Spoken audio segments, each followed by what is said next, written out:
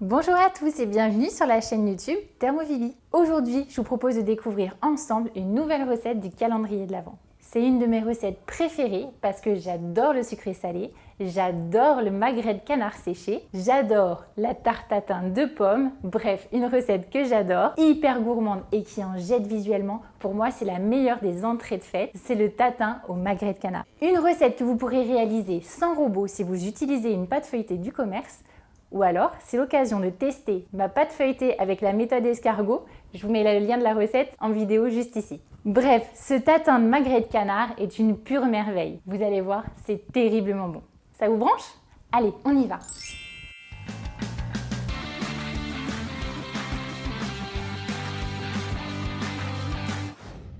Avec cette recette, on va pouvoir réaliser 3 tartelettes. Il va nous falloir 90 g de magret de canard séché tranché, 3 pommes golden, 50 g de beurre, de la pâte feuilletée que vous pouvez bien entendu remplacer par la pâte feuilletée avec la méthode du pliage escargot. Et on n'oublie pas le poivre. Préchauffez le four à 200 degrés, pelez les pommes,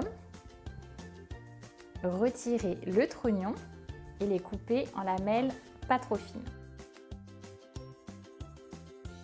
Dans une poêle, faire fondre le beurre sur feu doux.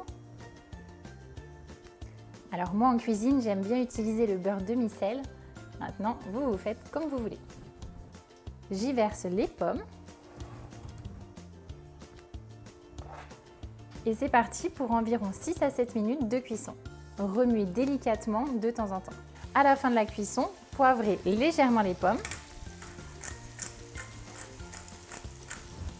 Et les réserver quelques minutes.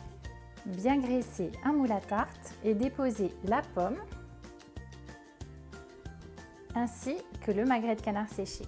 Attention au visuel, il faut le monter à l'envers. Ça veut dire que vous mettez le gras vers le haut, ce sera bien plus joli. Si c'est nécessaire, n'hésitez pas à couper le magret pour que ça rentre et que ce soit joli visuellement. Et on continue comme ça en alternant les rondelles de pommes avec le magret.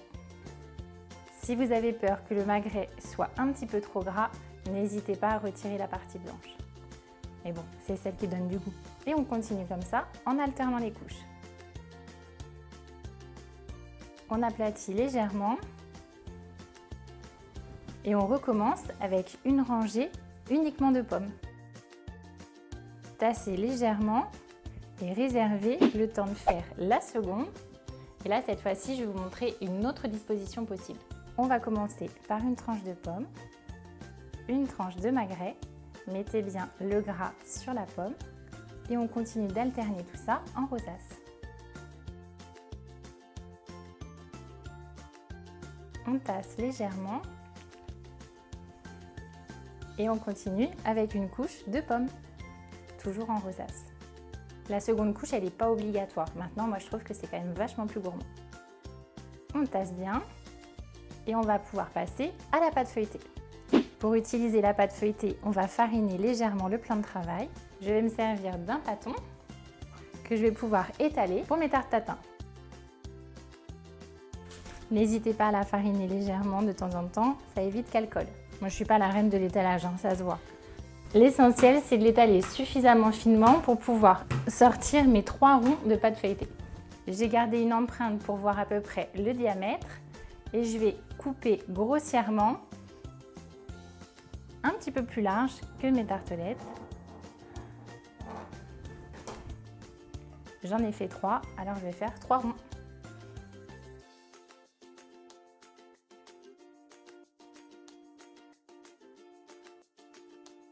C'est le moment de piquer la pâte à l'aide d'une fourchette et on va disposer la pâte sur le dessus de la tarte tatin. Laissez bien les bords dépasser. On appuie bien et on va passer un petit coup de rouleau pour couper la pâte sur les côtés. Ça sera bien plus facile pour la retirer.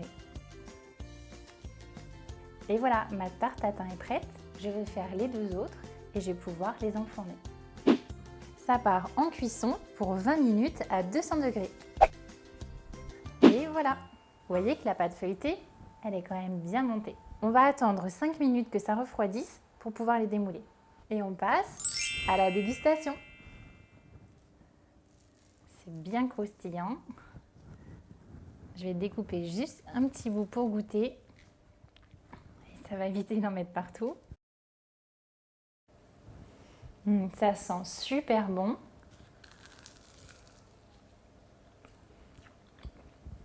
C'est trop bon.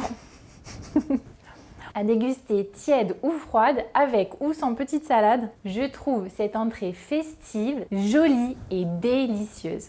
Moi, je suis conquise.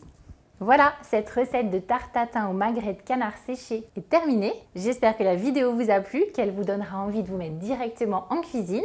Si c'est le cas juste avant, n'oubliez pas de mettre un petit pouce bleu, de me laisser votre avis sur la recette en commentaire et surtout abonnez-vous, ça vous permettra de découvrir de nouvelles recettes en vidéo. On se retrouve dès demain, je vous embrasse bien fort. Bye bye!